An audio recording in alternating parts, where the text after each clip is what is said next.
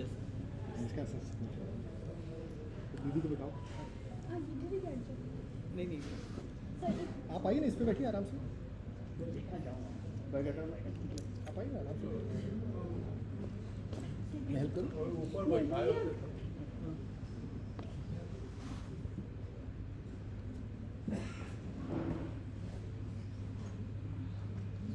जब है So this also you want? as That also. I don't want that one चल रहा था।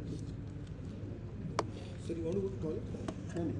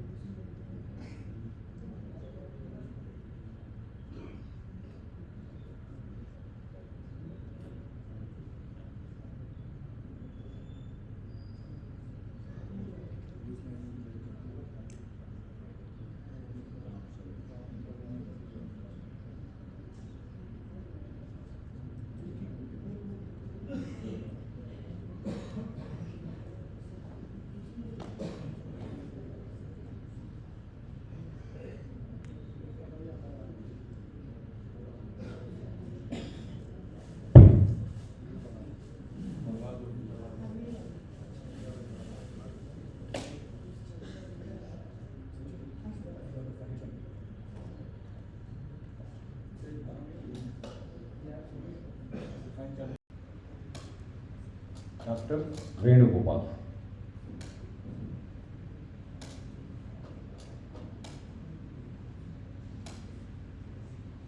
हरिओम, सबको मेरा प्रणाम, नमस्कार। मैं आज यहाँ विश्व मानसिक दिवस के उपलक्ष्य पे हूँ और विश्व मानसिक दिवस 10 अक्टूबर को मनाते हैं और ये विश्व स्वास्थ्य संगठन द्वारा तय किया हुआ दिन है। और मेरा नाम डॉक्टर वेणुगोपाल झमर है, मैं एक मनोचिकित्सक हूँ। मेरे साथ प्रोफेसर अमरेश श्रीवास्तव हैं जो पहले लंदन और फिर कनाडा में रहते थे, अभी जस्ट कुछ दिनों पहले भारत आए। मेरी ऐसे ही बात हुई तो मैंने उनसे भी निवेदन किया। ये है आज की चर्चा के 2 बड़े पार्ट होंगे। पहला पार्ट मानसिक स्वास्थ्य की समस्याएं क्या क्या हैं, किस तरीके की मानसिक समस्या होती हैं और जो केवल पुलिस से रिलेटेड है, जनरल बात उतनी नहीं होगी, और क्या समाधान है वो हिस्सा डॉक्टर अमरेश श्रीवास्तव करेंगे। आपके बीच में आने के लिए मैंने खुद ही पहल की थी, क्योंकि हम लोग हर साल अलग अलग तरीके से विश्व मानसिक स्वास्थ्य सप्ताह मनाते हैं। पिछले साल जैसे हमने धार्मिक संस्थानों में कार्यक्रम किया 5-6। इस बार हमारा था कि जो इंस्टीट्यूट्स हैं, जितनी भी ऑर्गेनाइजेशंस हैं, तो इसी कड़ी में हम लोग ने 5-6 जगह कार्यक्रम किए।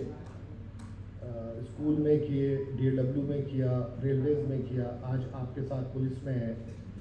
और आपके यहाँ आने के लिए जिसने सबसे ज़्यादा इसको काम को किया, मदद की, विशाल रस्तोगी मेरे छोटे भाई के जैसा है। मैं चाहता हूँ एक बार आप उसके लिए, क्योंकि मेरा कोई डायरेक्ट ऐसा मुझे नहीं पता था कि मुझे किससे बात करनी है आपके बीच में आने के लिए। विशाल ने इसलिए मदद की। हर साल विश्व मानसिक दिवस की एक थीम होती है।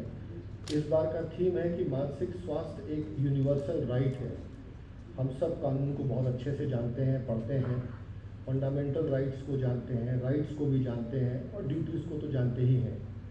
इस बार विश्व मानसिक स्वास्थ्य पे ये थीम है कि मानसिक स्वास्थ्य एक यूनिवर्सल राइट है, ये हमारा अधिकार है और हमें इसको ध्यान देना पड़ेगा कि किसी व्यक्ति को अगर मानसिक समस्या है तो उसको इलाज करने का पूरा अधिकार उसको मिलना चाहिए और उसके पास ये अधिकार होना भी चाहिए।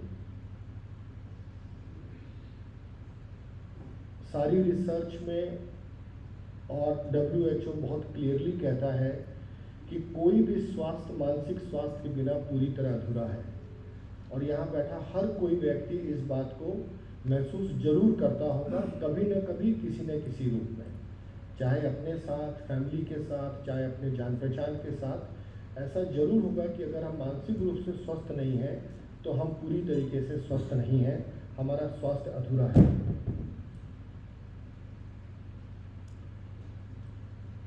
एक बहुत ही फेमस कोटेशन है थॉमस हाउजर की कि एक अच्छा पुलिस ऑफिसर बनना बहुत डिफ़िकल्ट भी है, डेंजरस भी है और आइडियलिस्टिक भी है।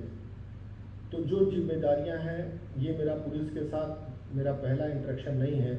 आपकी जानकारी के लिए मैंने 4 साल वेस्ट बंगाल में पुलिस के साथ रात दिन काम किया है, 1996 से 2000 तक।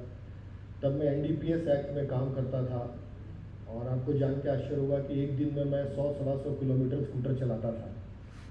एक जगह से GD लेता था, फिर हाई कोर्ट जाता था, वहाँ से उन पेशेंट्स की लाता था। तब मैंने NDPS अपने एक्ट को संसार के 64 कंट्रियों के रूल से कंपेयर किया। अगर आप किसी को NDPS एक्ट में अरेस्ट करते हैं एक पर्टिकुलर क्वांटिटी के ऊपर, हम उसको अरेस्ट कर लेते हैं, लेकिन वो दोबारा फिर करेगा, इसके लिए हमारे पास कोई रेमेडी नहीं थी। तब हमारी को-गाइड थी वहाँ की हेल्थ सेक्रेटरी लीला चक्रवर्ती मैडम। तब हमने पुलिस को ये प्रपोजल दिया था कि इन लोगों के ट्रीटमेंट का पार्ट भी इसी में रहना चाहिए।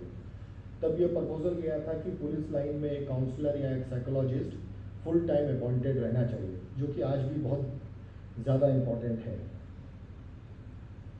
जिस तरीके से अभी तक हम लोग मानसिक स्वास्थ्य के बारे में बात करते हैं या मानसिक स्वास्थ्य को समझते हैं या सोचते ही नहीं हैं, उस तरीके से अब नहीं चलेगा। क्योंकि जिस तरीके से दुनिया की जो पेस है और उसकी जो प्रगति है और वो जितनी फास्ट है, उसमें अपने आप को मानसिक स्वास्थ्य पूरी तरीके से मानसिक रूप से स्वस्थ रखना एक बहुत बड़ी चुनौती है। और ये ऐसा 1, 2, 3 दिन में नहीं होगा। इसके लिए पूरा एक प्रपोजल, पूरा एक प्रोजेक्ट और एक काम की तरह है। जैसे हम अपने आप को साफ रखते हैं, डेली स्नान करते हैं, शेव करते हैं, ड्रेस क्लीन रखते हैं, प्रेस करते हैं, उसी तरह मेंटल हेल्थ पे हमें बहुत काम करना होगा। और किसी को भी अगर कोई मानसिक समस्या है तो आप मानसिक रूप से अस्वस्थ व्यक्ति नहीं हैं, आप हैं, आपको समस्या है। जैसे अगर किसी को डायबिटीज़ है, मुझे 100% श्योर है कि इसमें से कई लोगों को डायबिटीज़ या ब्लड प्रेशर या और कोई शारीरिक समस्या होगी। जैसे उसके लिए अगर हमको संकोच नहीं होता तो हमको मानसिक स्वास्थ्य से संबंधित अगर कोई प्रॉब्लम है तो संकोच नहीं होना चाहिए। और मानसिक स्वास्थ्य संसार में हर जगह बराबर है, एक जैसी है, हर जगह कॉमन है, तकरीबन उसका परसेंटेज भी उतना ही है। आज अगर हम एक बड़ी मानसिक बीमारी स्किज़ोफ्रेनिया की बात करें तो वो पूरे संसार में 1.5 से 2% लोगों को है। Thank you.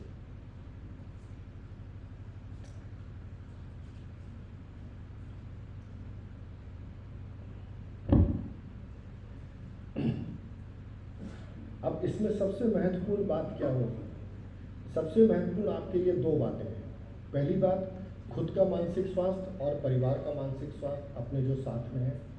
दूसरा ये है कि जो आप काम करते हैं, जिस तरीके के प्रेशर में आप रहते हैं, पुलिस, डॉक्टर्स, पायलट्स, ये खासकर 2-3 ऐसे प्रोफेशन है जो बहुत ज़्यादा तनावपूर्ण है। उसमें से पुलिस का काम सबसे ज़्यादा तनावपूर्ण है और ये मैं अपने अनुभव से ही कह सकता हूँ। ऐसा नहीं है कि इतने साल लगातार काम किया है तो मुझे पता है कितना प्रेशर रहता है। ये कुछ मानसिक स्वास्थ्य से संबंधित आंकड़े हैं जो कि हकीकत में बहुत भयावह हैं। आप ये देखिए कि हर 5-6 में से एक व्यक्ति को मानसिक समस्या है, किसी न किसी प्रकार की, छोटी बड़ी उससे फर्क नहीं पड़ता। 100 में से 1 मृत्यु केवल सुसाइड की वजह से होती है। आप लोग रोज अखबार पढ़ते होंगे, 100% श्योर है।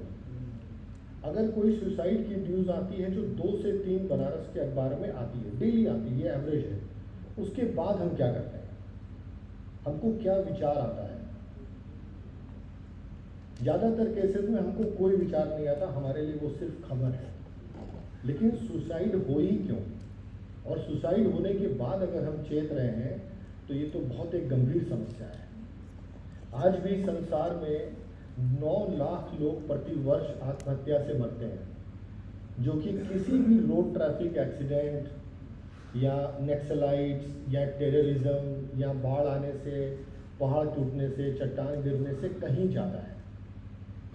और 95% आत्महत्याएं जो हैं वो मानसिक समस्या की वजह से हैं, लेकिन उसके लिए हमारा ध्यान नहीं जाता।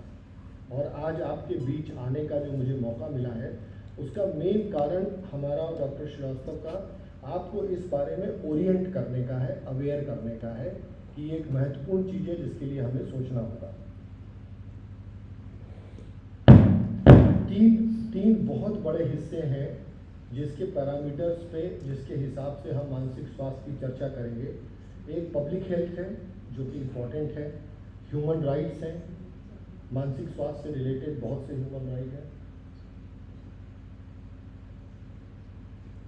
ये कैसे ठीक होगा?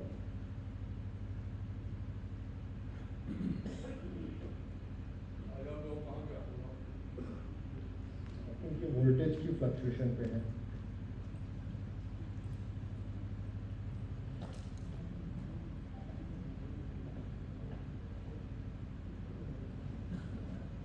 क्या मैं अपनी बात आगे बढ़ाता हूँ, स्लाइड पे उतना फोकस नहीं है।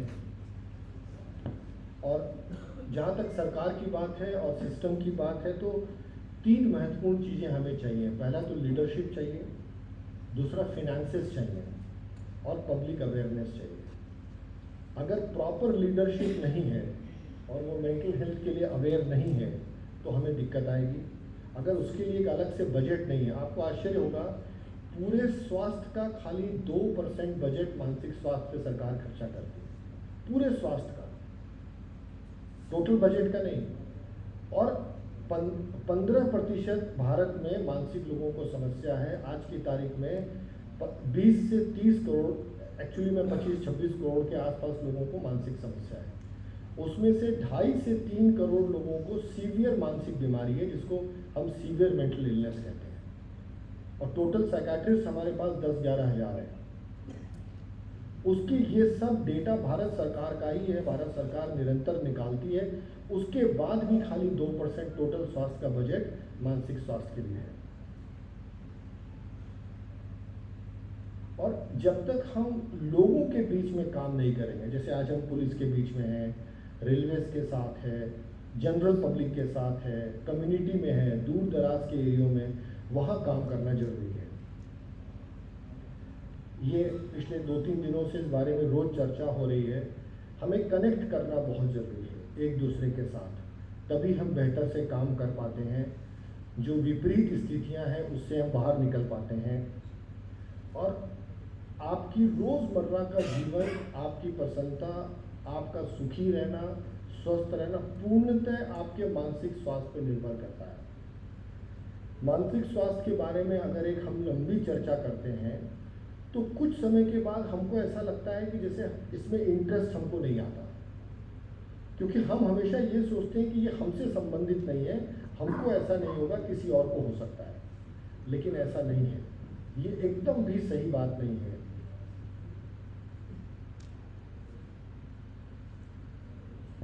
आप ये देखिए, आंकड़े देखिए आप, 71% लोग को आज भी मानसिक इलाज मैसर नहीं हो पाता, उनको उचित मानसिक इलाज नहीं मिल पाता। आप इसी से अंदाज़ा लगा दीजिए कि 4 लोगों को अगर मानसिक समस्या है तो 3 लोगों को इलाज नहीं मिल पाता।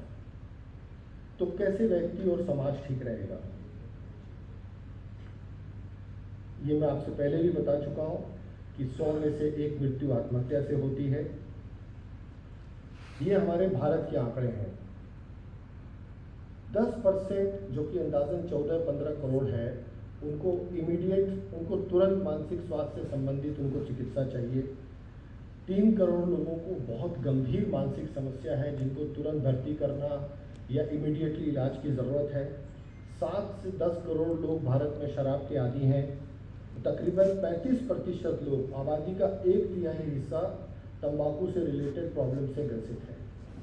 हम अपने में से अगर देख लें, अपने अंदर झांकना है, किसी को बताना नहीं है कि कितने लोग ऐसे हैं जो तंबाकू का सेवन करते हैं। और तंबाकू का सेवन करना ही गलत है, चाहे वो कितना ही खाएं, 1 बार खाएं, 2 बार खाएं, 1 सिगरेट पिए, 2 सिगरेट पिए, वो टेक्निकली गलत है। और सबसे बड़ी बात है, जो मोस्ट प्रोडक्टिव, जो हमारे राष्ट्र का सबसे महत्वपूर्ण एज ग्रुप है 25 से 45, जिस समय हम अपने राष्ट्र की सबसे ज़्यादा सेवा कर सकते हैं, उसी एज ग्रुप में मानसिक बीमारियां सबसे ज़्यादा हैं।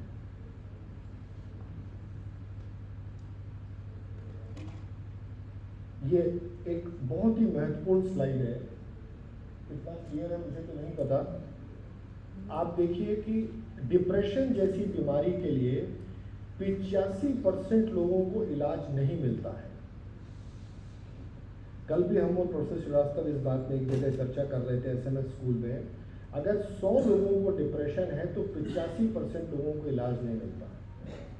इसको आप किसी भी और बीमारी से एक बार तुलना करिए, अगर 100 लोगों को डायबिटीज है तो कितनों को इलाज नहीं मिलेगा? 10%, 15% नहीं मिलेगा, बाकी सबको मिल जाएगा। ये एक बहुत बड़ी समस्या है।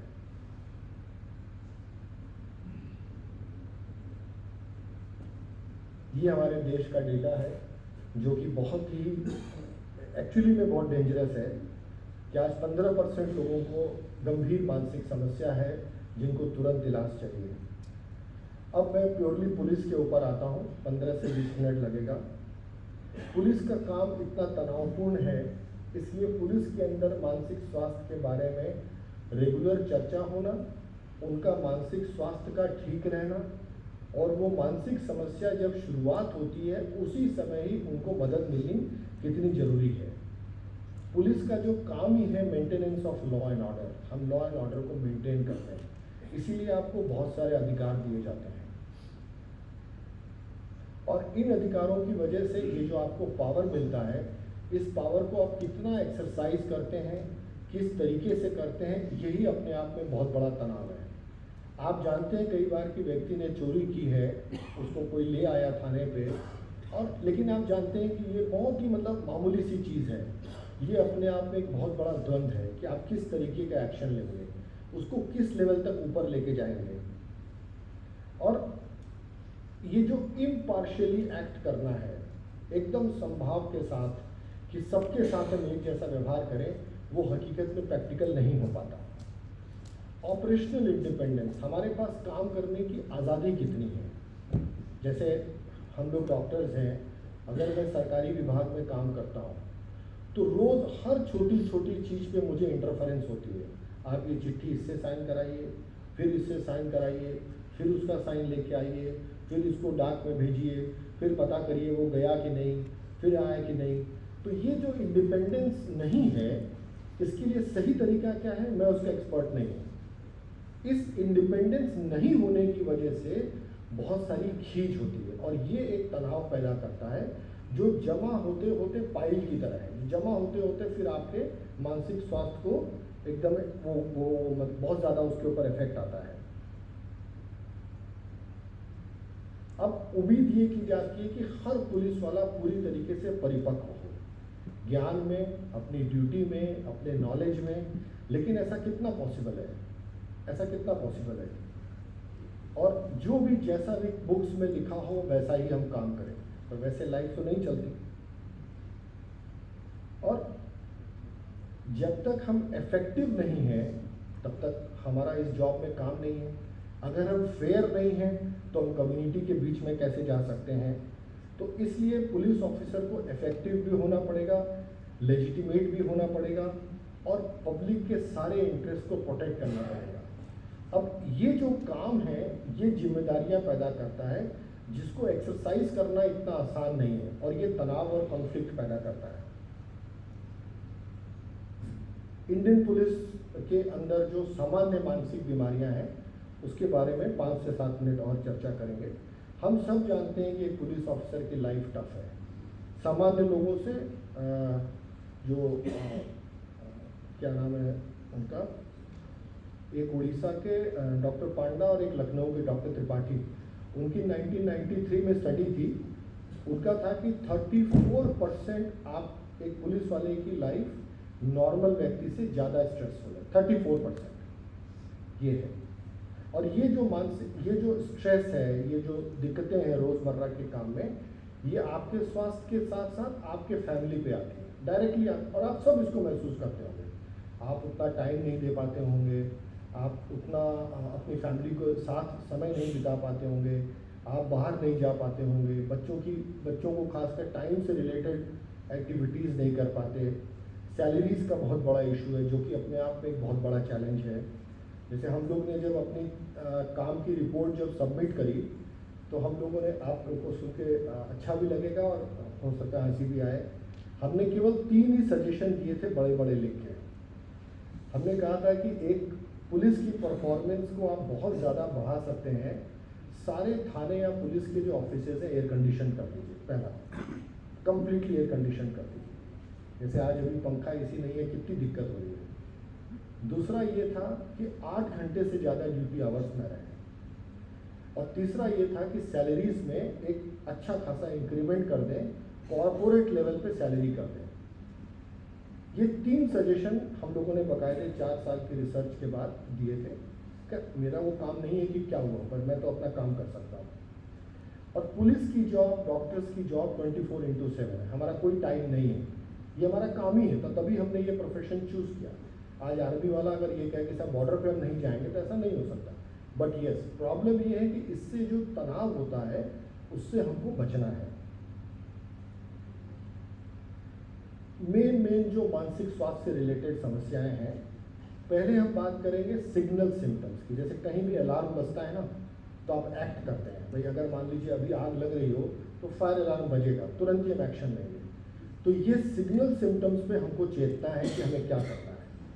उदासी, हमको लगता है अगर हम उदास हैं, 2 साल पहले या 6 महीना पहले तो हम इतने उदास नहीं रहते थे, अब हम अगर उदास हैं तो क्या बात है। काम में मन नहीं लगता। अगर हमको उसी काम में 1 साल पहले ठीक लगता था, अब मेरा मन नहीं करता। गुस्सा ज़्यादा आने लगे, हम छोटी छोटी बात पे रिएक्ट करने लगे।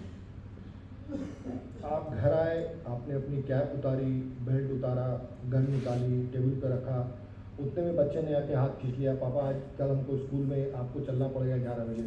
और आपको गुस्सा है, हटो यार अभी तो आए, तुम एकदम लगे चरस करने। वो ये जो रिएक्शन है, आप कंपेयर करेंगे, नहीं यार 2 साल पहले तो ऐसा नहीं था, अब ये क्यों होने लगा। हम फ्रीक्वेंटली एब्सेंट होने लगे ड्यूटी पे, लेट जाने लगे, न आने लगे, नींद की प्रॉब्लम होने लगे, कंफर्टेबल नींद नहीं आती है, फैमिली में इश्यूज ज़्यादा होने लगे, पारिवारिक तनाव बढ़ने लगे। हम जिस तरीके से ऑर्गेनाइज रहते थे, हमारी वर्दी उतनी क्लीन नहीं है, पसीने के दाग हैं, शू हमारा साफ नहीं है, इस तरीके से, तब हमको लगना चाहिए कि नहीं कुछ प्रॉब्लम हो रही है। हमारा कंसंट्रेशन कम है। जो तहरीर या रिपोर्ट हम आधी पौन घंटे में लिखते थे, अब हमको 1.5-2 घंटा लग रहा है। उस दौरान भी हमको 2 कप चाय चाहिए, तब हमको लगना चाहिए कि नहीं there is a problem. Time पे अपने काम को हम कंप्लीट नहीं कर पाते हैं। बॉडी पेन, ये बहुत बड़ा सिग्नल है। बिना किसी कारण के अगर शरीर में बहुत पेन रहने लगे, तब आपको लगना चाहिए कि नहीं ये कोई समस्या है। सर का दर्द, पेट की प्रॉब्लम, आपको आश्चर्य होगा 80% पेट की समस्या मानसिक है। ये साइंटिफिक डेटा है, ये मैं नहीं बोल रहा हूँ, ये साइंस का डेटा है। 80% पेट की समस्याएं मानसिक है। और गैस तो भारत की वैसे भी राष्ट्रीय समस्या है। मैं जैसे कई बार बोलता हूँ राष्ट्रीय पक्षी, राष्ट्रीय पक्षी और राष्ट्रीय ये, उसी तरह गैस हमारी राष्ट्रीय समस्या है। हर आदमी को गैस होती है। और हमको भूलने की आदत होने लगे, हमको उतना शार्प याद नहीं रहता। 2-3 दिन पहले कौन मिला, किस बारे में बात, ये सारे सिग्नल सिम्टम्स हैं। अगर इसमें से कुछ भी आपको महसूस होता हो या अपने अगल बगल या फैमिली में, आपको एक बार कंसर्न होना चाहिए कि नहीं कोई तो प्रॉब्लम है। बिना बात के एक्सक्यूज़ देना। आप बाहर चले गए किसी के साथ मिलने, चाय पीने, कुछ करने, आपके सीनियर ने पूछा कहाँ गए थे, नहीं सर एक ज़रूरी फ़ोन आया था, तब आपको नहीं ये तो सही नहीं है, दिस इज़ नॉट करेक्ट। अब मैं आता हूँ सीरियस सिम्टम्स पे। ये जो लक्षण है ये सीरियस लक्षण है, इसमें देरी अलाउ नहीं है। अकेले आपको ट्रैवल करने में डर लगे, अकेले सफ़र करने में आपको डर लगने लगे, ये गंभीर बात है। बंद जगह से आपको डर लगने लगे, ये जैसे लिफ्ट हो गई, जैसे ये हॉल अभी चारों तरफ से बंद है, अगर जिसको पैनिक की प्रॉब्लम है उसको लगेगा कि अगर दरवाज़ा नहीं खुला तो मेरी जान तो नहीं चली जाएगी। इस टाइप के सिम्टम्स अगर आए, एक ही काम को हम बार बार करने लगे, रिपीटेड एक्टिविटीज़ हम करने लगे, जो चीज़ें नहीं हैं अगर वो हमको दिखने लगें, हम हकीकत से एकदम दूर हटते जाएं, कान में आवाज़ें आने लगें, कोई भी चीज़ की हमको लत पड़ जाए, तंबाकू, शराब, सिगरेट, गांजा, जो भी, हमेशा उदास रहना, कभी भी चेहरे पे मुस्कुराहट नहीं, खुशी नहीं, और बहुत ज़्यादा बोलना या बहुत तेज़ बोलना। अगर इस तरीके के कुछ सिम्टम्स आते हैं, बहुत ज़्यादा शॉपिंग करना, आपकी सैलरी के बियॉन्ड जाके, जो हमारी कैपेसिटी नहीं है उसके बियॉन्ड जाके सामान खरीदना, आत्महत्या के विचार आना, दूसरे को मारने का विचार आना, जैसे ये पिछले कई दिनों में CRPF में भी हुआ, पुलिस में भी हुआ, आर्मी में भी हुआ कि एक आदमी ने गन लेके अपने कोलिग्स को मार दिया, वो बचा सकते थे। सेक्सुअल प्रॉब्लम्स, नई चीज़ों को नहीं सीख पाना या उसमें दिक्कत होना, ये एक बहुत ही गंभीर समस्या है। ज़रूरत से ज़्यादा मोबाइल या कंप्यूटर का यूज़ करना, ज़रूरत से ज़्यादा, जहाँ 2 मिनट खाली हुए मोबाइल उठा लिया, जहाँ 2 मिनट खाली हुए मोबाइल उठा लिया। ये कुछ मेन मानसिक बीमारियां हैं जिसके बारे में 2 मिनट बताऊंगा। एंजाइटी मतलब घबराहट, डिप्रेशन मतलब अवसाद, उदासी, भूख नहीं लगना, काम में मन नहीं लगना, नींद नहीं आना, चिड़चिड़ाहट होना। पैनिक मतलब अत्यधिक घबराहट, किसी खास चीज़ का डर लगना, एक काम को बार बार करना जिसको OCD कहते हैं, एक बार हाथ धोया आराम नहीं मिला फिर धो लिया, जेब में पेन रखा तो चेक किया, ताला बंद किया तो कई बार चेक किया। सेक्सुअल प्रॉब्लम्स बहुत सारी जितनी भी हैं, खाने से रिलेटेड समस्या, स्लीप डिसऑर्डर्स, ये बहुत इम्पॉर्टेंट है ऑफिसर्स के अंदर, नींद की समस्या, खासकर ज़्यादा खर्राटे आना, दिन में अगर खाली है, ड्राइवर गाड़ी चला रहा है, बैठे हैं, आपको नींद आ जाए, इस तरीके की प्रॉब्लम। फिर साइकोसिस, जैसे मैंने बोला, वो तो सबसे सीरियस प्रॉब्लम है कि आप एकदम हकीकत में नहीं हैं, आपको लगता है लोग मेरे खिलाफ हैं, लोग मेरे दुश्मन हैं, कोई मेरा बुरा कर देगा, आपको कान में आवाज़ें आने लगती हैं, बिना वजह क्रोध आने लगता है। फिर बाइपोलर डिसऑर्डर, जो कि ये भी एक इंटरेस्टिंग फैक्ट है कि पुलिस में एंजाइटी और बाइपोलर डिसऑर्डर नॉर्मल पॉपुलेशन से थोड़ा ज़्यादा है, बहुत ज़्यादा नहीं है, कि एक समय आपका मन बहुत अच्छा है, एक समय बहुत उदास है। भूलने की समस्या, सबसे बड़ी प्रॉब्लम स्ट्रेस की है।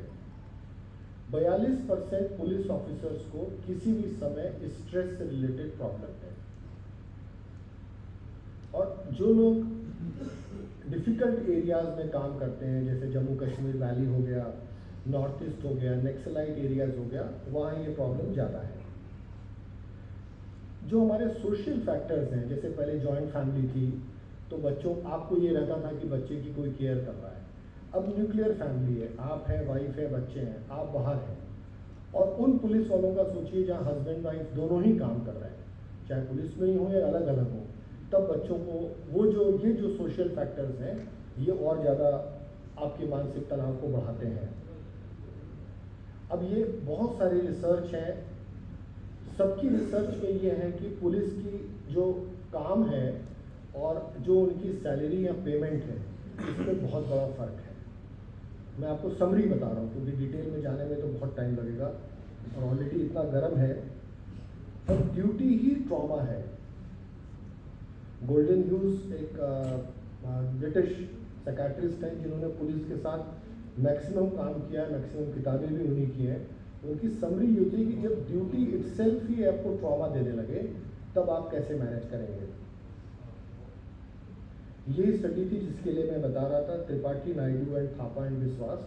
ये 4 लोगों की स्टडी थी और ये बहुत फेमस स्टडी है 1993 की, जिन्होंने मेनली 2 बातों पे फोकस किया कि कांस्टेबल और हेड कांस्टेबल लेवल पे स्ट्रेस का फैक्टर सबसे ज़्यादा है। दूसरा, पुलिस की फैमिली लाइफ जो है बहुत ज़्यादा डिफ़िकल्ट है और उसकी वजह से उनको स्ट्रेस ज़्यादा है।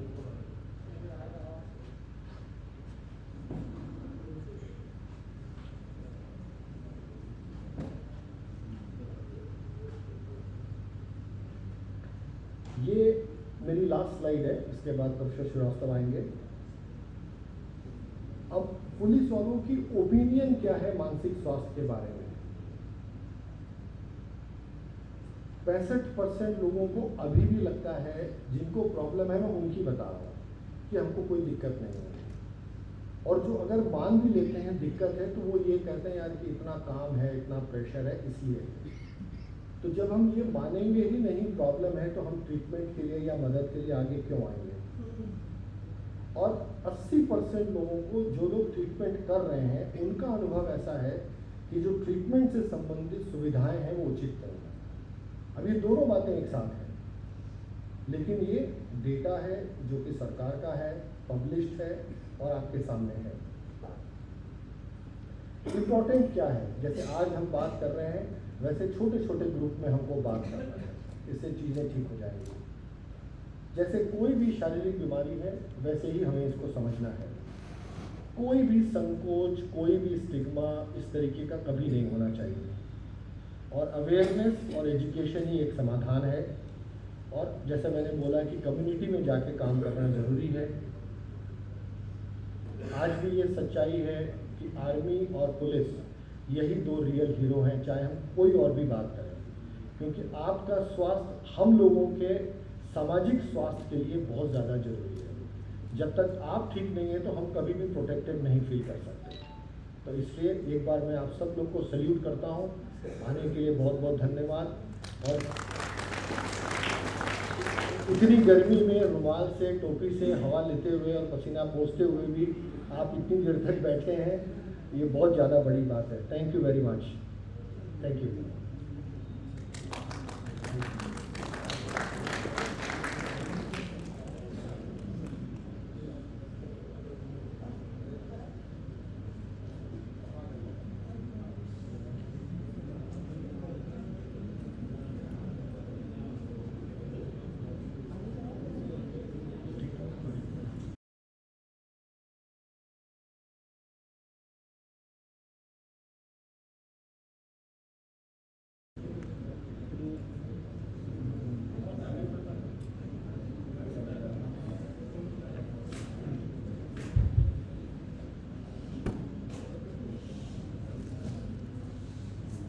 मैं अमरीश श्रीवास्तव, आप सभी को हमारा नमन। जय हिंद। मैं कनाडा के एक विश्वविद्यालय में मानसिक बीमारियों का डॉक्टर हूँ और रिटायर होके कई वर्षों के बाद मैं इस अवसर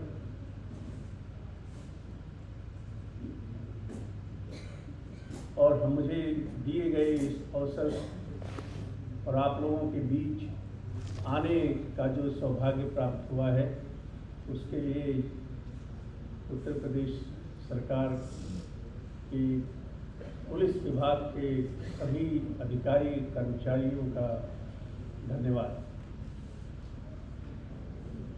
देखिए, बातें बहुत छोटी छोटी सी हैं, मगर ज़िंदगी में बहुत ज़रूरी है। मैं बात यहाँ से शुरू करूँगा कि जब कोई शख्स सरकार के द्वारा बनाई गई इस सुरक्षा व्यवस्था में आता है,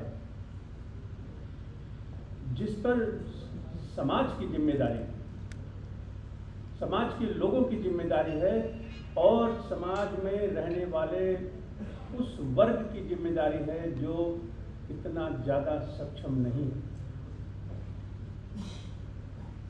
इन जिम्मेदारियों का बोझ बहुत भारी है। आप समाज के उन चुनिंदा लोगों में से हैं जिन्होंने इस बोझ को एक टोपी के रूप में अपने सर पे सजाया हुआ है। बहुत स्वाभाविक है कि ये आपके जीवन को जितना चाहिए उससे भी अधिक प्रभावित कर रहा है। आपके रहन सहन, सोना खाना, आपकी परफॉर्मेंस, आपका परिवार, आपका काम करना, सभी क्षेत्रों में इस तनाव का प्रभाव दिखाई पड़ना स्वाभाविक है। इस विषय पर कई शोध पत्र आए हैं।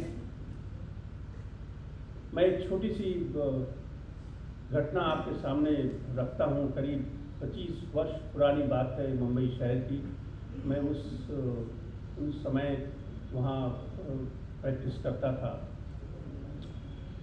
पुलिस का एक नौजवान करीब 4 दिन तक ड्यूटी करने के बाद अपने घर आता है। एक छोटा सा एक कमरे का उसका फ्लैट था, अकेला, और उसका करीब 12 साल का एक बच्चा, दोनों साथ में रहते थे। पत्नी नहीं थी, पत्नी का देहांत हो चुका था। ये दरवाज़ा खोल के रखता है क्योंकि बच्चे के स्कूल से आने का समय होता है, और रिवॉल्वर निकाल के टेबल पे रखते हैं, बेल्ट निकाल के टेबल पे रखते हैं और इंतज़ार करते रहते हैं कि बच्चा आता होगा, फिर साथ में हम खाना खाएं। और इतने में उनकी आँख लग जाती। जब वो बच्चा घर में आता है तो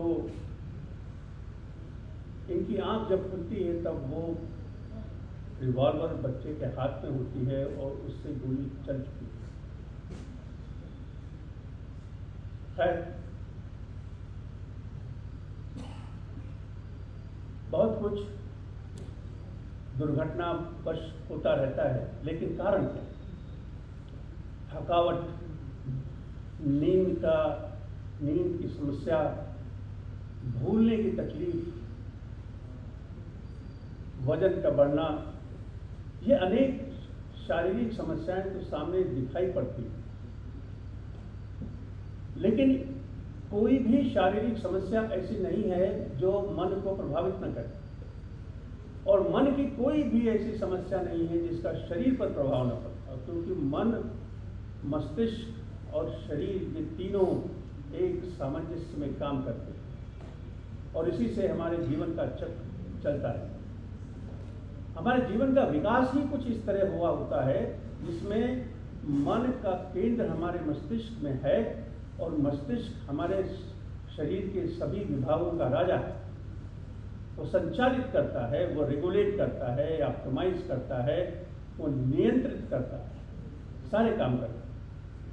और इस प्रक्रिया में उसमें रासायनिक प्रक्रियाएं होती हैं, इलेक्ट्रोमैग्नेटिक क्रियाएं होती हैं, ऐसी क्रियाएं होती हैं जिसे नए नए यंत्र तंत्र में देखा जा सकता है, और ऐसी भी क्रियाएं होती हैं जिन्हें अभी तक पता करने के कारण सामने नहीं लाए जा सकते। रिसर्च इतनी ज़्यादा एडवांस नहीं हो गई है कि मन के होने वाले, शरीर पर पड़ने वाले प्रभाव की जांच की जा सके। इसलिए बहुत कुछ जो सामने दिखता है उसका कारण हमें मालूम नहीं होता।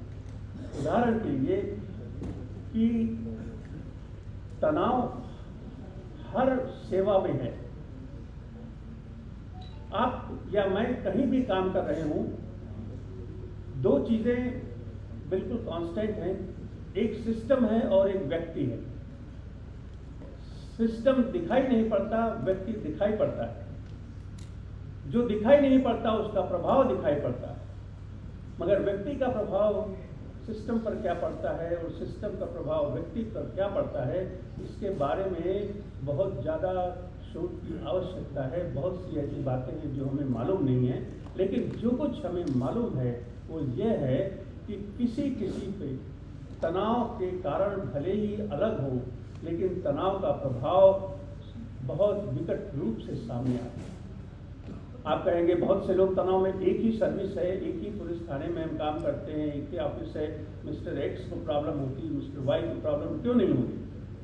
सवाल अपने आप में बहुत जायज़ है, लेकिन उसका उत्तर ये है कि हर शख्स अलग अलग मिट्टी का बना हुआ है।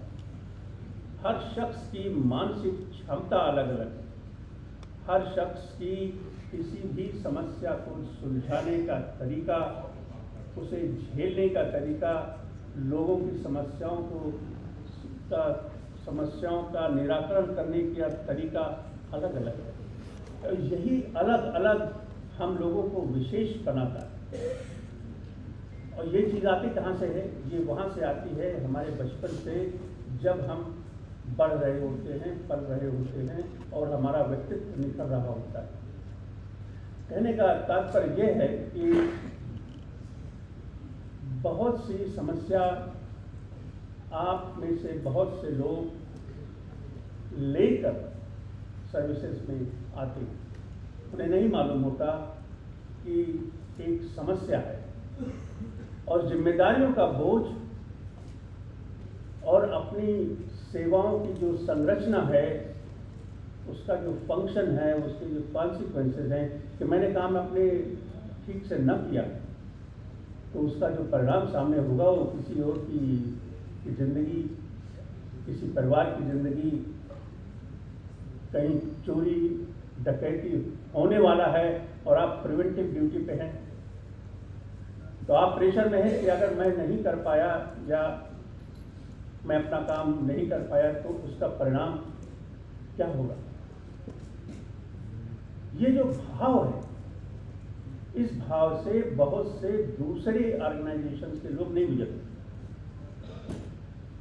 There are professions where the consequence is life of an individual, and there are professions where consequences not life only matter.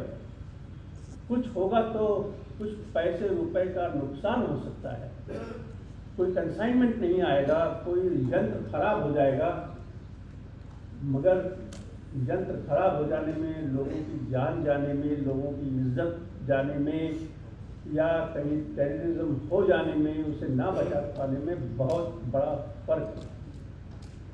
और इस फर्क के बोझ को लेकर आप जी रहे हैं और उसका परिणाम पुलिस के लोगों के मानसिक स्वास्थ्य में दिखाई पड़ता है। तो मैं इस चर्चा को समेटने के लिए कुछ 3-4 बिंदुओं पे बातें संक्षेप में करूंगा कि अगर हालात ऐसे हैं जैसे भी हैं तो हमें करना क्या चाहिए। हमें मालूम है कि पुलिस के लोग हमेशा तनाव में हैं। हमें ये भी मालूम है कि हम कितनी भी व्यवस्था की बातें कर दें, पुलिस रिफॉर्म की बातें कर लें, ट्रेनिंग कॉलेजेस के कैरेक्टर की बातें कर लें, पैसे रुपए की बातें कर लें, जो भी बातें कर लें, मगर जो चीज़ नहीं बदल रहा है वो है जिम्मेदारियों का बोझ। जो मैं कहूँ कि इसमें 2 तरह के फैक्टर्स हैं। There are things which are modifiable and there are things which are not modified. Government सिर्फ एक जियो निकालती है कि हमें अपने पुलिस के लोगों के मानसिक स्वास्थ्य के लिए ये 10 काम करने हैं, जो कभी होते नहीं। मैंने ऐसे कई ऑर्डर देखे हैं जिन पे रिसर्च पेपर भी हैं, मैं आपके सामने प्रस्तुत कर सकता हूँ, जब दशकों पहले ये कहा गया कि ये काम किए जाएंगे। जाने कितने जगह मुझे स्वयं को इस बात का अवसर मिला है कि मैं पुलिस कर्मियों के मानसिक स्वास्थ्य के बारे में बातें करूं, मगर प्रत्यक्ष रूप से कुछ बदलेगा इसकी संभावना, एक संभावना बनी रही। तो ऐसी परिस्थिति में वो क्या है जो हम कर सकते हैं जिससे हमारे भाई बहन बोझ को थोड़ा सा कम कर सकें। What can we do to reduce stress? What can we do to make your life a bit more comfortable and at ease? That यही एक प्रश्न है जिस पर हमें आज के दिन विचार करने की आवश्यकता है। जो आप कर सकते हैं वो ये, इस सारी जानकारी प्राप्त करने से आपको कोई रोक नहीं सकता। मेंटल हेल्थ क्या है, मेंटल स्ट्रेस के सिम्टम्स क्या हैं, उससे परिवार पर क्या फर्क पड़ता है, उससे आपके काम पर क्या फर्क पड़ता है। अगर आप तनाव में हैं तो आपका जीवन तनाव की वजह से किस तरह खतरे में आता है, इस जानकारी से अगर आप अज्ञान रहेंगे तो जिम्मेदारी जरूर आपकी, मैं बिल्कुल विश्वास के साथ कहता हूँ। Access to mental health information and to become aware, अपनी जानकारी बढ़ाना और जागरूक रहना, ये आपका कर्तव्य है, क्योंकि ये वो पहली चीज है जो आप कर सकते हैं। अब अगर ये नहीं हुआ है, मान लीजिए ये नहीं हुआ है और 100% लोगों को सारी सुविधाएं मिल रही है, आप जितनी चाहते हैं उतनी सैलरी मिल रही है, आप जितने चाहते हैं उतना कम काम कर रहे हैं, आप जितना चाहते हैं सुविधा, खेल कूद, योग, exercise, holidays, everything that you can imagine you have, but you don't have awareness. तो आप सोचिए क्या हो। जैसा कि मैंने बताया कि नींद के प्रकोप में आदमी सो गया और पिस्तौल लॉक नहीं थी, ऐसे अनेक घटनाएं रोड ट्रैफिक एक्सीडेंट से लेकर सुसाइड तक होती रहेंगी, हम कुछ कर नहीं पाएंगे। जागरूकता, सूचना और शिक्षा, इन तीनों को एक दवाई के रूप में देखा जाना चाहिए। तो पहली बात यह है कि हमें मानसिक स्वास्थ्य के बारे में जागरूक होना पड़ेगा। अब वो जागरूकता आएगी कैसे? एक तरीका तो यह है कि डॉक्टर झावर, जिसका मैं इन्हें धन्यवाद देता हूं कि मुझे उन्होंने ये अवसर दिया कि आप इन जैसे विशेषज्ञों के पास जाएं, मिलते रहें, इन्हें बुलाएं और संवाद करें। मगर आप कितना संवाद करेंगे, क्या करेंगे आप? इतनी बड़ी फोर्स, समय नहीं है, लोग फास्ट जिंदगी, लोग मोबाइल पे अपना देखते रहते हैं, कैसे करेंगे? कितनी जागरूकता है? तो उत्तर यह है कि जिस दिन से आपको वर्दी मिले, वर्दी के साथ साथ कुछ ऐसा करें कि ऐसी पुस्तिका भी मिले जिसमें ये बताया गया हो कि अपनी मानसिक शक्तियों को कैसे उत्कृष्ट बनाएं, अपने मानसिक स्वास्थ्य से अपने जीवन को सुचारू रूप से कैसे चलाएं, अपने मानसिक स्वास्थ्य, सब कुछ अपने लिए, क्योंकि दूसरों के लिए तो आप पूरे जीवन दे रहे हैं। आज हम संवाद उस स्वास्थ्य की करना चाहते हैं जिसमें सिर्फ आप और आपकी बातें हो, किसी और की बात ना हो। मैं उस तरफ आपका ध्यान ले जाना चाहता हूं जहां लोग आपको ये कहते हैं कि भाई आपका जीवन तो दूसरों के लिए, आपको क्या करना? जी है, बरूद मान लिया, मगर कभी कभी आपका स्वार्थ सुरक्षित रहेगा तो लोग सुरक्षित रहेंगे। और अगर आपने अपने ऊपर ध्यान नहीं दिया, जैसा कि देखा जा रहा है कि आप ध्यान नहीं देते हैं, माफ कीजिएगा, मगर आप अपने अंतःकरण में झांक कर देखिए कि कितने लोग तनाव में परेशान हैं, अल्कोहल से, ड्रग्स से, काम के बोझ से, ड्यूटी नहीं कर पाने से, परिवार में विघटन, बच्चों पर ध्यान नहीं जाता, बच्चों का emotional development, quality of marriage, investment, finance, etcetera etcetera, पूरी लंबी चौड़ी लिस्ट है जो आपके जीवन को परेशान करके रखती है। आप अकेले में बैठ के सोचेंगे तो आप मुझसे जरूर इत्तेफाक करेंगे। भले लोगों के सामने हम अपनी व्यक्तिगत बातें नहीं कर पाते, ये एक हमारी शिक्षा दीक्षा की एक सीमाएं हैं।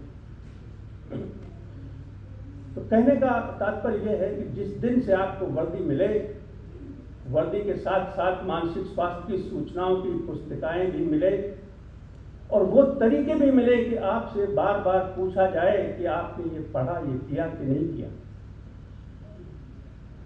आप क्या जानते हैं डिप्रेशन के बारे में? क्या होता है ये, बला क्या है, कैसे होता है, क्यों होता है, हमारे परिवार को कैसे प्रभावित करता है? मैं बताता हूं आपको।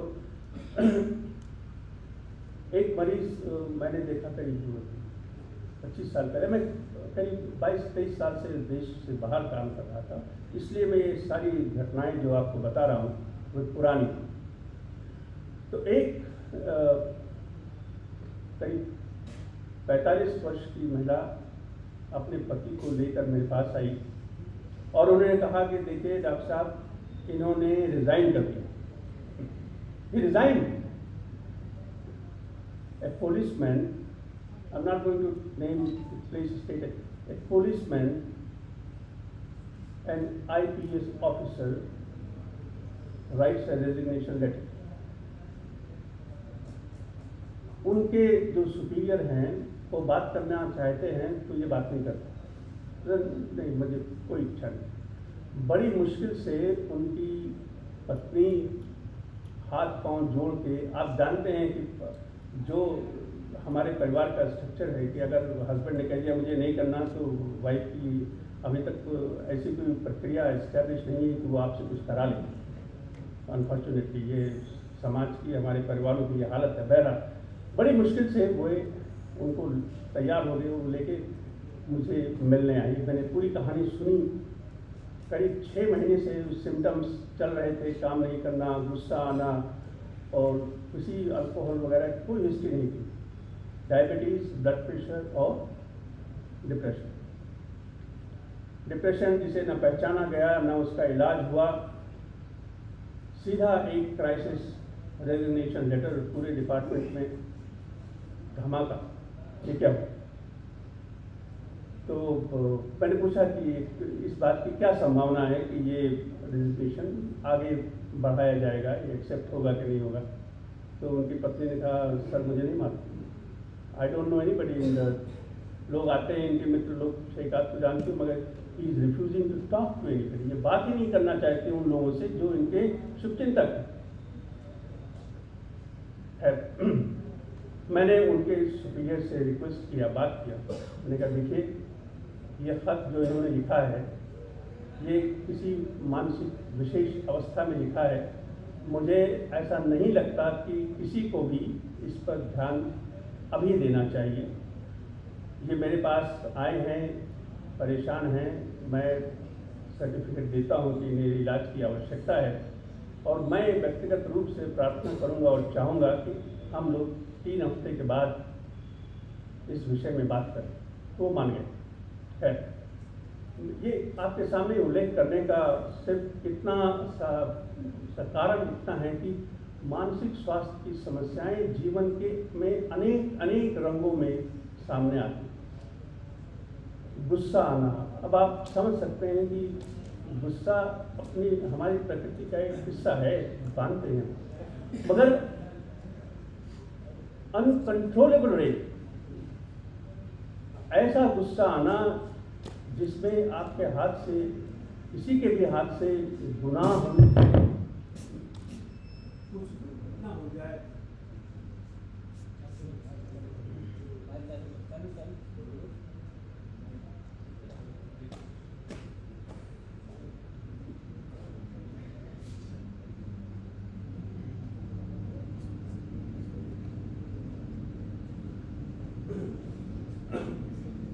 ये आता है आपसे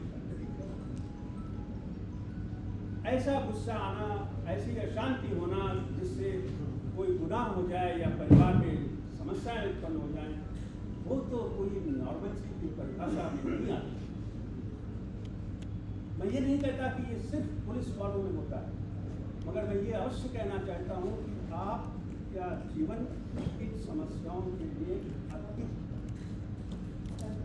है, इसका खतरा आपके जीवन में अधिक है। इसलिए तनाव के कारणों को समझना, तनाव के लक्षण को समझना, दोनों को समझना आपका प्रथम कर्तव्य है। जिस तरह आप अपनी पूजा करते हैं उस तरह आप मानसिक स्वास्थ्य की सूचना और शिक्षा को ग्रहण करें। मैं इस निवेदन के साथ वहाँ आया और उसी के साथ साथ आप ये भी देखें कि आप में से कुछ लोग एक दूसरे को कैसे बता सकते हैं कि ये समस्या क्या है, इससे कैसे निकलें। और प्रत्यक्ष रूप से इसमें mental health education, mental health training, mental health assessment के तनाव है तो कितना तनाव बहुत से लोगों में रहता है, मगर हम उस तनाव की बात कर रहे हैं जो ज़रूरत से इतना ज़्यादा हो जाता है, तो हम उसे कैसे नापें? ये भी एक समस्या है, उस पर बात की जा सकती है। मेंटल हेल्थ मेजरमेंट्स, कैसे उसकी नाप जोख करें, कैसे हमें जाने कि हाँ ये उसी से हो रहा है, किसी और चीज़ से नहीं होता। वे कौन सी अवस्थाएं हैं जिसमें हमें एक डॉक्टर के पास जाना चाहिए, वे कौन सी अवस्थाएं हैं जिसमें डॉक्टर के पास जाने की आवश्यकता नहीं है। तो उत्तर इन बातों का ये है कि हमें अपने जीवन को समेटना आना, उसे रेगुलेट करना आना। तो हम जिस शब्द का मैं प्रयोग करना चाहता हूँ उसका नाम है मानसिक शक्ति, अपने अंदर की शक्तियों को जगाना। अब आप वो कैसे जगा सकते हैं? उसके लिए मैं ये बिल्कुल नहीं कह रहा हूँ कि आप किसी धार्मिक ग्रंथ को लेकर बैठ जाएं। मैं सिर्फ ये कहना चाहता हूँ कि आप अपने मन, शरीर और मस्तिष्क की क्रियाओं को कैसे सुचारू रूप से चला सकते हैं। तो उसके लिए सबसे जरूरी है रोज एक्सरसाइज करना। Physical, a healthy mind will reside only in a healthy body. इसके एक 1000 प्रमाण है सामने, यहाँ मुझे आवश्यकता नहीं है प्रमाणों को सामने रखें। हो गया सर? Thank you. उन प्रमाणों को सामने रखने की आवश्यकता नहीं है, आवश्यकता सिर्फ इस बात की है कि आप ये काम शुरू करें। आप ये जाने कि healthy mind will reside only in healthy body. तो पहला काम ये होना चाहिए कि नियम से आपकी फिजिकल एक्सरसाइज जितनी चाहिए उतनी होती रहे। दूसरा काम यह है कि नींद के, देखिए भगवान ने हमारे सिस्टम को बहुत सोच समझ के बनाया है। हमारा सिस्टम सूरज ढलने के बाद किसी और तरह से काम करता है। आप अगर ब्लड ग्लूकोज नापेंगे रात को 2 बजे, सुबह 4 बजे, रात को 12 बजे, तो आप में उसमें बहुत फ़र्क नज़र आएगा, और दिन में करेंगे तो बहुत फ़र्क नज़र आएगा। तो दिन और रात से हमारे शरीर में जो परिवर्तन होता है उसका जो प्रभाव है उसको तो आप मिटा नहीं सकते, क्योंकि वो एक फिक्स नॉन मॉडिफाइबल स्ट्रक्चर है, वो ब्रेन का स्ट्रक्चर है। तो अब हमें करना क्या है? हमें 6 घंटे की नींद 24 घंटे में कैसे प्राप्त करनी है, ये कला आपको सीखनी कि आपकी जो भी ड्यूटी है। मगर अगर आप अपने आप से ये उम्मीद करें कि मैं 6 दिन नहीं सोऊंगा, तो मेरा इतना ही उत्तर है कि आप समस्याओं में चल कर जा रहे हैं। You are walking in a problem zone. If you are denying the nature, और नेचर एक सिखाती है कि नहीं आपको 6 घंटे सोना है। तो दूसरा काम हमें ये करना है कि आपको अपने नींद की प्रक्रिया अपने हाथ में लेनी है। तीसरा काम है खान और पान का, भोजन। हमें क्या खाना है और कब खाना है, कैसा पका हुआ खाना है, किसके हाथों से खाना है, किसका बनाया हुआ खाना है, किसका बनाया हुआ नहीं खाना है। इन सारी चीज़ों पर आपका नियंत्रण होना चाहिए। देखिए, अगर आप मस्तिष्क के विकास और पिछले 2 लाख सालों में खाद्यान्न पदार्थ का विकास और मस्तिष्क के विकास के एंथ्रोपोलॉजी को सामने रखेंगे, तो आपको अपने आप सारी चीज़ें समझ में आएंगी कि किस तरह घर में बनाया हुआ स्वादिष्ट भोजन जो विशेष प्रकार के बर्तनों में पकाया जाता है उसका प्रभाव स्वास्थ्य पे क्या होता है। आज समय नहीं है इस पर ज़्यादा बात करने का, मैंने सिर्फ एक बिंदु आपके सामने रखा है कि खान और पान पर आप विशेष ध्यान दें, क्योंकि खान पान से मन का विशेष लगाव है। जैसा आप खाएंगे वैसा ही आपका मन रहेगा, और जैसा आपका मन रहेगा आप वैसे ही कर्म करेंगे। कोई कॉम्प्लिकेटेड बात नहीं है। जीवन, लाइफ बिल्कुल सिंपल हो सकती है अगर आप कुछ तथ्यों को मान लें। जैसे हम मान लेते हैं कि ईश्वर है और उसने हमें बनाया, हमें मन समझ में नहीं आता कि ब्रेन इतना कॉम्प्लिकेटेड क्यों है, तो हमें मान लेते हैं कि भगवान के हाथ में ये है, उसने ये बनाया, ये हमने मान लिया है। हम इस पर कोई वाद विवाद नहीं करते। इसीलिए जीवन में कुछ बातें ऐसी होती हैं जहाँ वाद विवाद का कोई स्कोप नहीं होता, वहाँ हमें मान लेना पड़ता है कि ऐसा है। तो ये ऐसा है कि मन जैसा होगा वैसा ही आप कर्म करेंगे, ये भी उतनी ही सच्चाई है। बहुत मुश्किल है ऐसा पाना कि आदमी का मन निर्मल है और वो काम बड़ा अजीब करता है। इसके आगे चलें तो आती है बात भावनाओं। मनोवैज्ञानिक विकास के रूप में कुछ बिंदु ऐसे हैं जिन पर हमें ध्यान देना चाहिए। जैसे हम अपने मन को कैसे नियंत्रण में रखें, उसे कैसे रेगुलेट करें। भाई किसी का मन कठोर होता है, किसी का मुलायम होता है, किसी का भागता दौड़ता ऊपर नीचे, कोई बहुत इमोशनल है, कोई कम इमोशनल है, कोई अपने मन की भावना दिखा पाता है, कोई नहीं दिखा पाता, किसी को कोई भावना ही उत्पन्न नहीं होती देख के, किसी को ओवर रिएक्शन होता है। कोई देखता है किसी महिला के साथ छेड़खानी हो गई तो उसका रिएक्शन बड़ा डिस्प्रपोर्शनेट हो सकता है, और कोई ऐसा होता है कि कुछ और से भी ज़्यादा कुछ हो गया तो ऐसा लगता है कि उस पर कोई फर्क नहीं पड़ता। तो मन में उसके विचार क्या आते हैं, भावनाएं क्या उत्पन्न होती हैं और उससे दिखता क्या है, ये तीनों अलग अलग कंपार्टमेंट हैं। अब इन अलग अलग कंपार्टमेंट में हर व्यक्ति को ये इंट्रोस्पेक्शन करना चाहिए कि मेरा मन क्या है और हमें उसे एक पैरेलल लाइन में कैसे रखना है। क्या मेरा मन भटकता है, क्या मुझे गुस्सा आता है, क्या मुझे घबराहट होती है, क्या कहीं मैं किसी के सामने जाने में डरता हूँ, हिचकिचाता हूँ, क्या मेरे व्यक्तित्व में कोई कमी है, क्या मेरे आत्मविश्वास में कोई कमी है, मैं अपने आप को कैसे देखता हूँ। Do I find my self A complete man, क्या मैं अपने आप को संपूर्ण व्यक्ति के रूप में देखता हूँ। मैं जी रहा हूँ तो क्यों जी रहा हूँ, उद्देश्य क्या है मेरे जीवन का, मैं करना क्या चाहता हूँ, क्या मैं लोगों के लिए जी रहा हूँ, क्या मैं लोगों से संबंध बना पाता हूँ, क्या मुझ में मेरे अंदर वो बीज है जो हाथ बढ़ा के लोगों की मदद करता है, या वो मैं सिर्फ और सिर्फ अपने कर्तव्य के हाथों बंधा हुआ हूँ इसलिए करता हूँ। ये अनेक मनोवैज्ञानिक प्रश्न हैं जो हर व्यक्ति के भीतर रहते। हम उसे दबा नहीं सकते, हम उसे नकार नहीं सकते, हम उसे एक कमरे से उठा के बाहर फेंक नहीं सकते। वो एक अस्थायी स्ट्रक्चर है। वे प्रश्न ज्वलंत हैं, आपको उन पर विचार करना होगा, उसका उत्तर निकालना होगा अपने हिसाब से।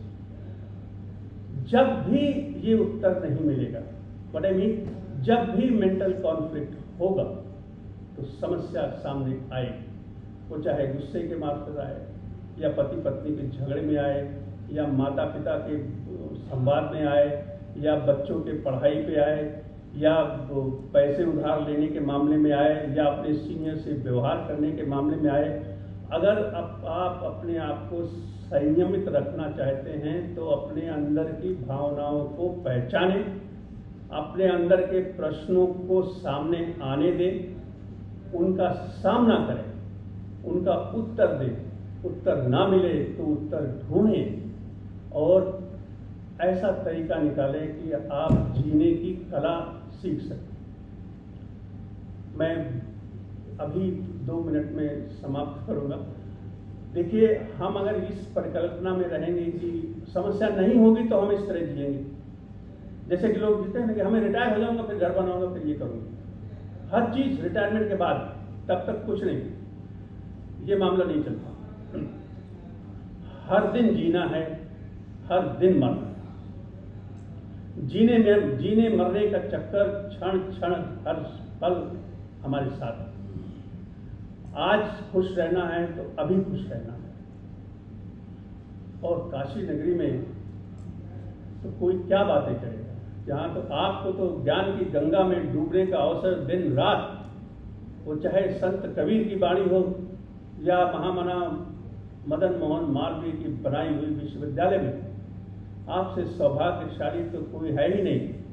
इसलिए मैं अपने आप को यहाँ विराम देता हूँ और मैं चाहूँगा कि अगर आपके पास कोई प्रश्न हो तो मैं अपनी योग्यता के अनुसार उसका उत्तर अवश्य दूँ। और आपको मेरी बहुत बहुत शुभकामनाएं हैं इस विश्व स्वास्थ्य संगठन के इस अवसर पर कि आप मानसिक स्वास्थ्य को अधिकार का क्षेत्र समझें और दूसरों को भी समझाएं। बहुत बहुत शुभकामनाएं।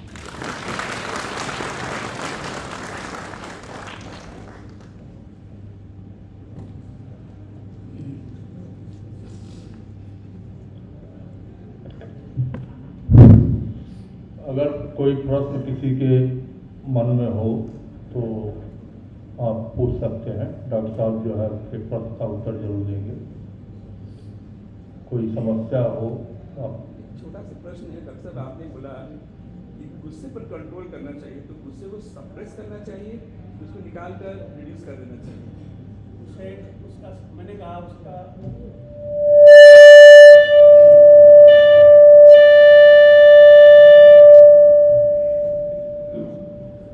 उसका सामना करना चाहिए, उसे पहचानना चाहिए, वो कहाँ से आया है वो ढूंढना चाहिए,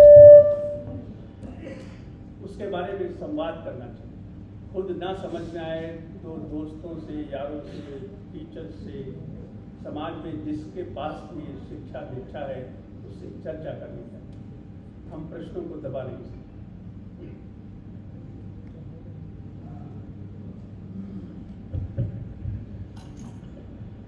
और साथ में ये इम्पोर्टेंट है, बहुत महत्वपूर्ण है कि हमें क्रोध क्यों आ रहा है, किस बात पे क्रोध आया। एक तरीके का भाव है, एक तरीके का उद्गार है, कई तरीके के उद्गार हो सकते हैं। हमारे उद्गार हमारे कंट्रोल में होने चाहिए। अगर वो मौका ऐसा है कि हमें क्रोध करना है तब तो वो उचित है, उचित उद्गार है। लेकिन उस समय क्रोध नहीं होना चाहिए, लेकिन फिर भी क्रोध आता है तब एक अनुचित उद्गार है। तो वहाँ चिंतन का विषय है। जब युद्ध है तो हमें मारना है, लेकिन मारना सामान्यतः अनुचित है, लेकिन उस मौके पे मारना उचित है। तो किसी भी उद्गार को उचित या अनुचित उस स्थिति और परिवेश के हिसाब से ही उसका आंकलन या जजमेंट हम कर सकते हैं। बार बार क्रोध आना, मानसिक रोग विशेषज्ञ के नाते हमारी जिम्मेदारी ये होती है कि ये बिहेवियर अगर आपका फ्रीक्वेंट है और बार बार है और जिन चीज़ पे हमें क्रोध नहीं आता है, आना चाहिए, उस पे आता है, तब वो प्रॉब्लम है। तब जैसे डॉक्टर श्रीवास्तव ने कहा कि तब आपको उन लोगों से हेल्प लेनी चाहिए जो इसके एक्सपर्ट हैं।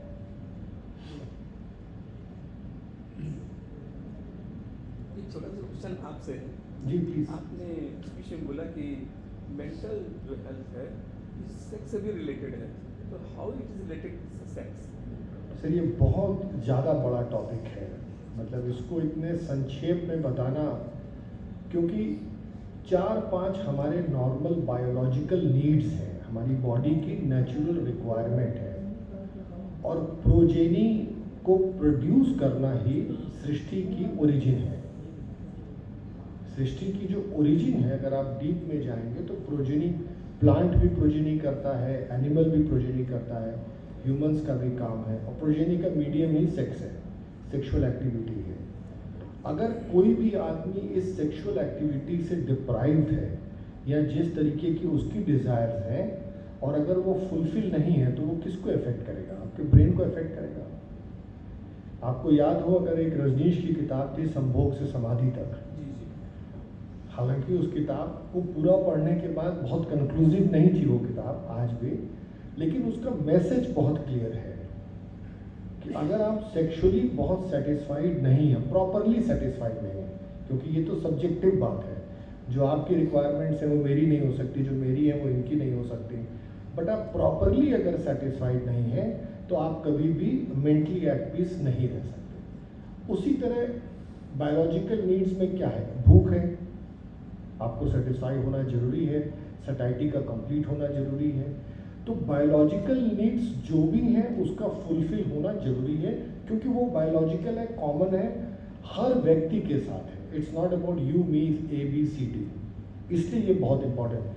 और सेक्स एंड मेंटल हेल्थ एक बहुत बड़ा कंपोनेंट है और एक ऑल टुगेदर एक अलग सब्जेक्ट है, अलग इशू है और सर्टनली इसके ऊपर बहुत चर्चा होनी चाहिए, बिल्कुल होनी चाहिए।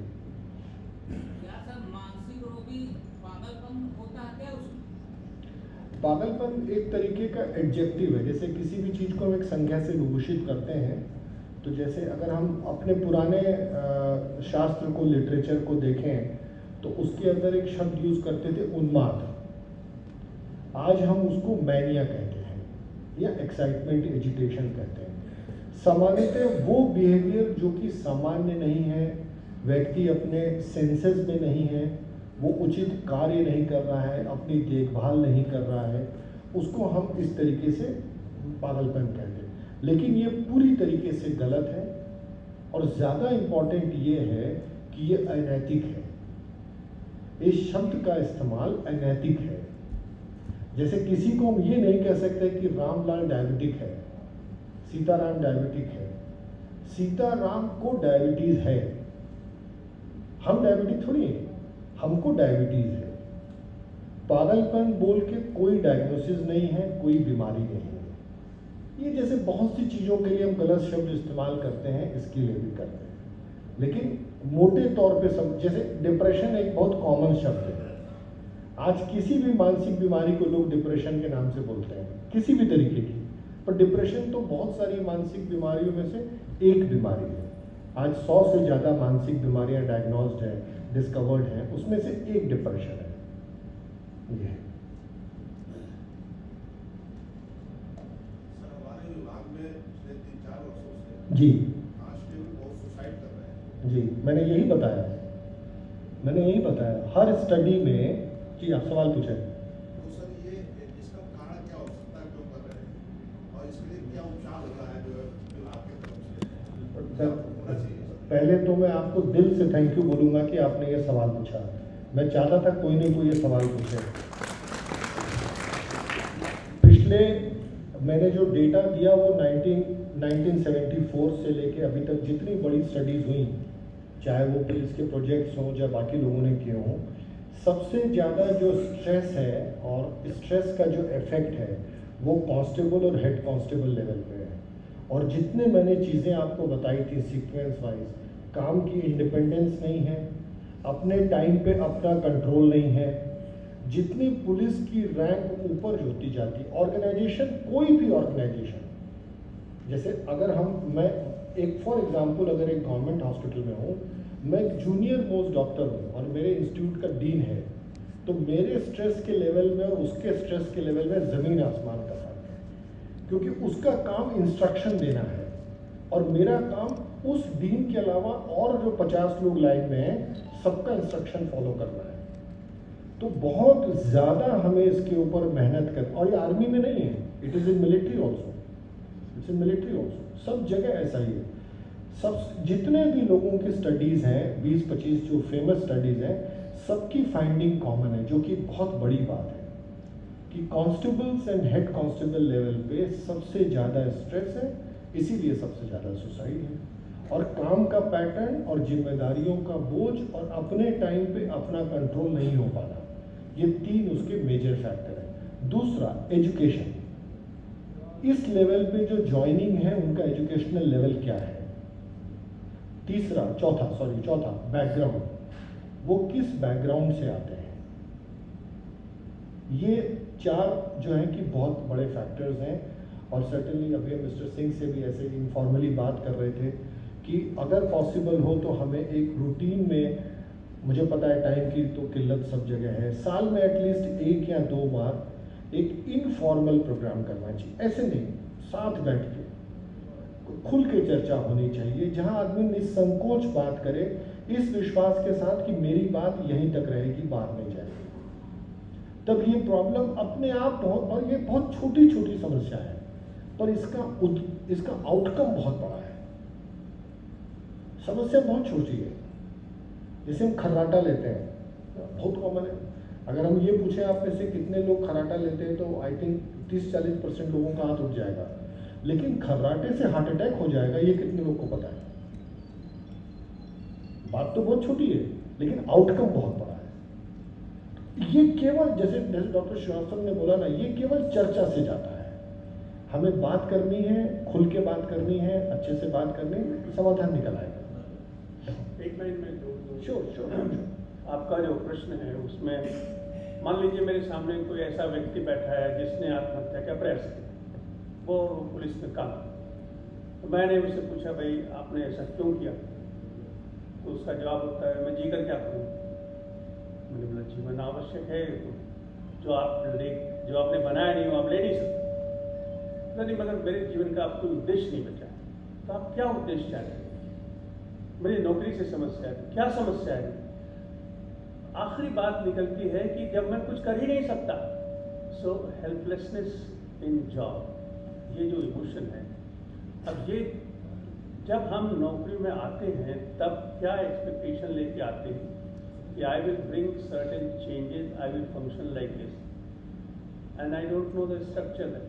और जब हम आ जाते हैं, कुछ दिन काम कर लेते हैं, तब हमारा एग्जिस्टेंशियल कॉन्फ्लिक्ट, हमारे अंदर का व्यक्ति आज के हमारे इस स्वरूप से संवाद करता है और वहाँ उसे ये हेल्पलेसनेस दिखाई पड़ता है। जरूरत इस बात की है कि आपको ये बताया जाए कि अगर आपके द्वारा परिवर्तन ना हुआ तो उसकी जिम्मेदारी आपके अंतःकरण पर नहीं है, क्योंकि आप सिर्फ काम करें, आप किसी परिणाम के लिए काम न करें। एक सीधा सा मैसेज है जो ऑर्गेनाइजेशनल साइकोलॉजी में एब्सोल्युटली 100% प्रैक्टिकली एप्लीकेबल है, मगर हम भूल जाते हैं। हमें हमारी कल्चरल साइकोलॉजी की छोटी छोटी बातें गांठ बांध देनी चाहिए। अगर आप किसी मर्डर को रोक नहीं पाते हैं तो ये आपकी जिम्मेदारी उतनी ही है कि आपने एक ऑनेस्ट प्रयास किया, वहां बात खत्म होती। और जो परिवर्तन आप लाना चाहते हैं वो सब लोगों के मेल जोल से होता है, एक व्यक्ति के द्वारा लाया गया कोई भी परिवर्तन नहीं है। जब हम कुछ मौलिक बातों को जब तक हम समझेंगे नहीं, तब तक मानसिक स्वास्थ्य की समस्याओं से निराकरण संभव नहीं है। मैंने कहा आपसे शुरू में निवेदन किया कि मान लीजिए वो सारी चीजें आपको दे दी जाए जो आप चाहते हैं और आपके पास मेंटल हेल्थ अवेयरनेस नहीं है, तो आप कैसे काम करें। और अगर ऐसा होता तो जो अस्पताल हैं उनके आसपास तो सुसाइड होने ही नहीं चाहिए। उनको 100% एक्सेस, 2 कदम निकले अस्पताल है, साइकेट्री का डिपार्टमेंट है, तो क्यों होना चाहिए। बात इतनी सिंपल नहीं है। बात ये है कि हम जाने समझें, उस पर विश्वास करें और जो बताया गया है वो काम करें।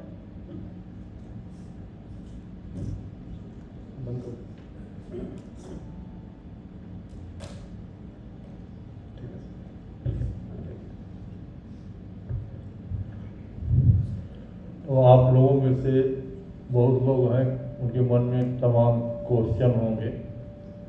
अगर आप संकोच न कर रहे हो, अगर पूछना चाहें तो आप फिर पूछ सकते हैं डॉक्टर साहब से। देखिए मैं बताऊं, एक वेबसाइट है mansikshakti.org, उस पर हर महीने 10 तारीख को 7 से 9 बजे तक मैं स्वयं मिलता हूं। आप कभी भी लॉगिन कर सकते हैं, मुझे ईमेल कर सकते हैं, all the time, any time. मैं तो यही हूँ, कभी भी आ सकता है। हाँ ठीक है। आज ये 7 अक्टूबर के अवसर पे, मानसिक स्वास्थ्य दिवस के अवसर पे, मैं देवा इंस्टीट्यूट की तरफ से जो एक कार्यक्रम आपके यहाँ आयोजित किया गया, इनका और मैं डॉक्टर झावर साहब का और डॉक्टर श्रीवास्तव साहब का बहुत बहुत धन्यवाद देता हूँ।